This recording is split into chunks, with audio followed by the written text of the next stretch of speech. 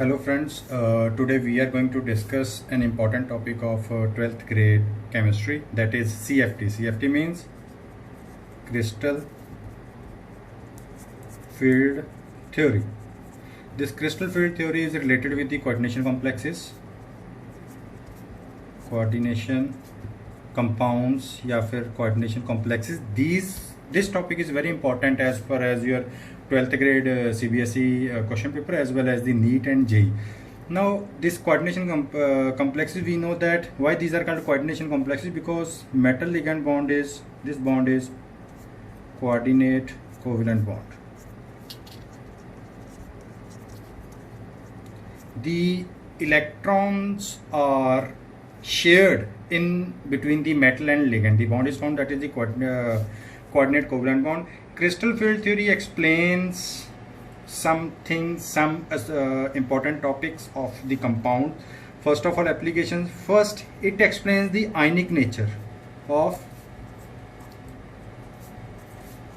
metal ligand bond. We know this metal ligand bond is coordinate covalent bond, but this crystal field theory explains that this metal ligand bond is having some of the ionic nature, means they do have some charges. Metals exhibit some charges, the ligands have some charges, that's why the bond becomes ionic in nature. Second important application, it helps in calculation of exact magnetic moment value. Exact magnetic moment value, mu is equal to under root n into n plus 2, where n is equal to valence unpaired electrons. Remember, if the electrons are unpaired only, then anything will show paramagnetic nature, otherwise it is diamagnetic nature. So this is the thing. Third thing important, this theory do not explain the hybridization. Hybridization can be explained only on the basis of valence bond theory. Valence bond theory, also known as VBT, but VBT is having some limitations because VBT do not explain the exact magnetic moment. Some compounds experimentally they are paramagnetic in nature, but VBT says that they are diamagnetic in nature. That was the failure of VBT. That's why crystal field theory came into existence. So it explains the ionic nature of metal ligand bond. It gives us the exact magnetic moment, that is n into n plus 2. This is the formula. Mu n into n plus 2 Bohr magneton, that is the units, but it do not explain the hybridization of the compound. It is important, it do not explain the hybridization of the compound. One more thing, this theory is based upon the splitting of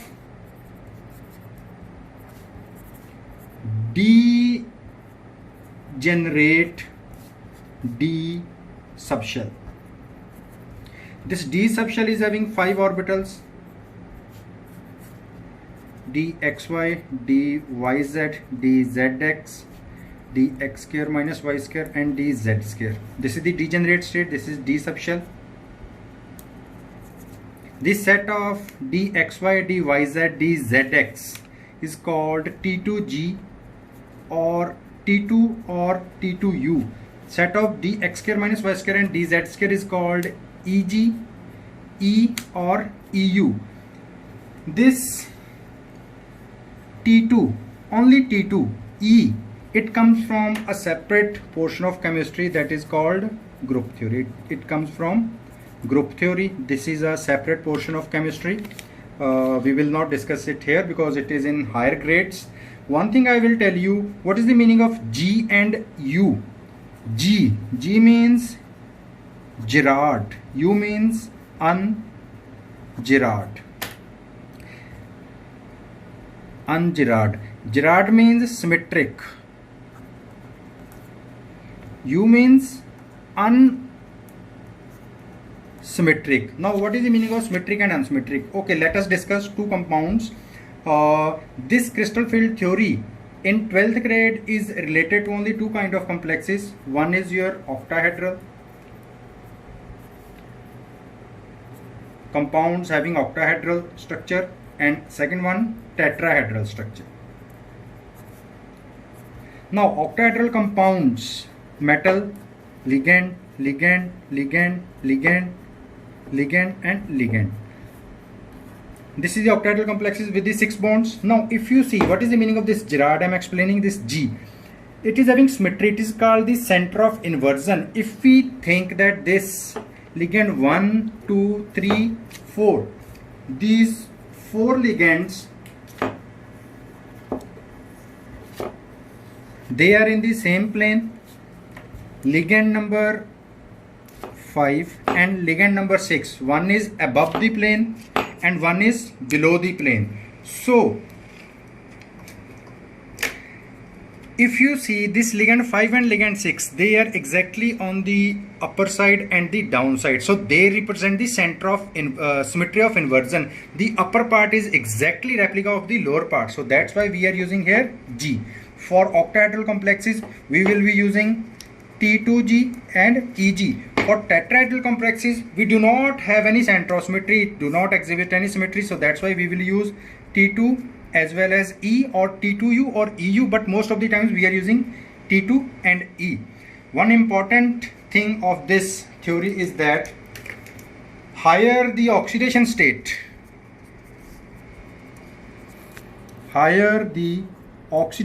of the metal, more is the splitting. Always remember, higher the oxidation state, more is the splitting. So this is very important in these complexes. Now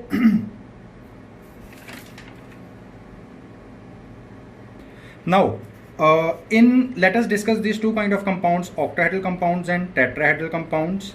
So how the degeneracy is there, how the d subshell it degenerate. When metal is approaching the ligand, the d orbital splits up. We will discuss the two cases.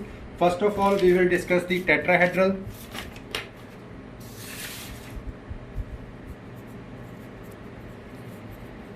Compounds, and we will discuss octahedral compounds. Now if we take the d subshell, dxy, dyz, dzx, dx square minus y square and dz square, we have seen that in octahedral complexes, the ligands approach along the axis. Now which orbitals from these 5 degenerate orbitals lie along the axis, that is dx square minus y square and dz square. So they will exhibit more energy, dx square minus y square dz square, and their energy will be decreased, means it is dxy, dyz and dxz. Why it is happening in octahedral, or we can say T2G and EG? It is the average energy, the total energy is known as delta naught or 10 dq energy. Now the question is, why EG is on the energy of EG, dx square minus y square and dz square, its energy is increasing and its energy is decreasing? Because in octahedral complexes, the ligands approach along the axis. Now we know, we have done this structure of d orbitals. Out of these 5 d orbitals, x square minus y square and dz square, they are along the axis, whereas in octahedral complexes, the splitting is inverse of the octahedral. dxy, dyz, dzx is on the upper side, or its energy is increasing. Total energy is delta naught or 10 dq, and dx square minus y square and dz square, its energy is decreasing. It is your T2 and it is E. Now why in tetrahedral it is happening? For octahedral it is because the ligands approach along the axis, but in tetrahedral complexes, because the ligands approach in between the axis. This is very important point here. Why the splitting is like that? The splitting could be the same, like e.g. on this x square minus y square z square, both in octahedral as well as tetrahedral, they can be on the upper side or this can be on the lower side. Anything can happen, but always remember octahedral ligands approach along the axis, x square minus y square and z square, they lie along the axis, that's why its energy is increasing. In tetrahedral, the ligands approach in between the axis x, dxy, dyz, dzx. They lie along the x. They lie, sorry, in between the axis. That's why its energy is increasing. So this is the basic difference between the tetrahedral and octahedral. And one shortcut we can learn if anybody feels discomfort, like they cannot remember tetrahedral T2. In tetrahedral, T2 is on the upper side, means T2 both are on the upper side. So this is the thing, how they are getting splitted in this your tetrahedral as well as the octahedral complexes. Now total energy is 10 dQ, so we can calculate its energy also, CFSE energy, that is called crystal field splitting energy. In your T2 state, the energy of each orbital, that is 0.4, and for E it is 0.6, minus 0.6 here, 0.4 here, and here it will be plus 0.6 and minus 0.4. Here there will be 6 electrons, 6 4s are 24, here will be 4 electrons, 4 6 are 24, total energy is 0, plus minus 0. So that's why, that is how we can calculate the CFSEN here. Now here it is plus 0.6 and minus 0.4 in terms of delta naught only, delta naught. So this is the case how we can calculate the energy. One more thing, always remember octahedral compounds, they can form strong field as well as weak field compound, and tetrahedral, they only form weak field complexes. Now why it is there? One more thing is there, that is called pairing energy. Pairing energy, it is the energy required to pair the electrons, energy required to pair the electrons in the degenerate d orbital. If a case, suppose delta naught is greater than pairing energy, the required pairing energy is less but delta naught is greater. It means, suppose we have 10 joules of energy and pairing energy is 8 joules, so there will be pairing will be there, pairing will be there. So due to this pairing, the compounds, they will be paired in the, first of all, in the lower energy levels they will get paired. So due to pairing of these electrons, they will form strong field ligands, strong field complexes. If their pairing is there, then they cannot be unpaired easily. So ultimately they are called low spin complexes. Low spin complexes, I mean to say, just check here. The first case we have discussed that when delta naught is more than pairing energy, means pairing energy, required pairing energy, suppose 5, we have 10 joules of energy or 10 dq of energy is there. So pairing will be there. If you have to fill 6 electrons, so it will be there 1 2 3 4 5 6, all the electrons are in the lower state. Ultimately electrons are not going on the upper state. This is called low spin and high spin. So this is the low spin, when all the electrons are in the lower energy state. So pairing will be there. And when paired electron, which electrons are difficult to remove, the paired one or the unpaired one? The answer is the paired one. So paired one complexes are always a strong field complexes because they cannot be removed easily.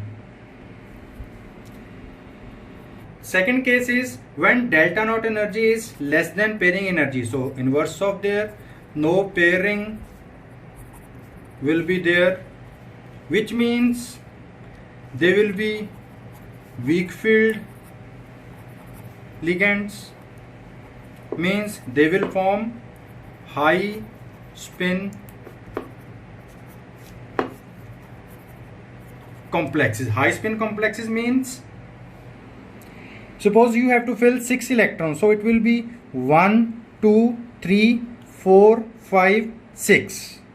This is the case. Now if we have 6 electrons filled there in the octahedral, then it is having 1 2 3 4 unpaired electron. Unpaired electron can be removed easily. That means high spin complexes. High spin means the electrons lie in the upper energy level also.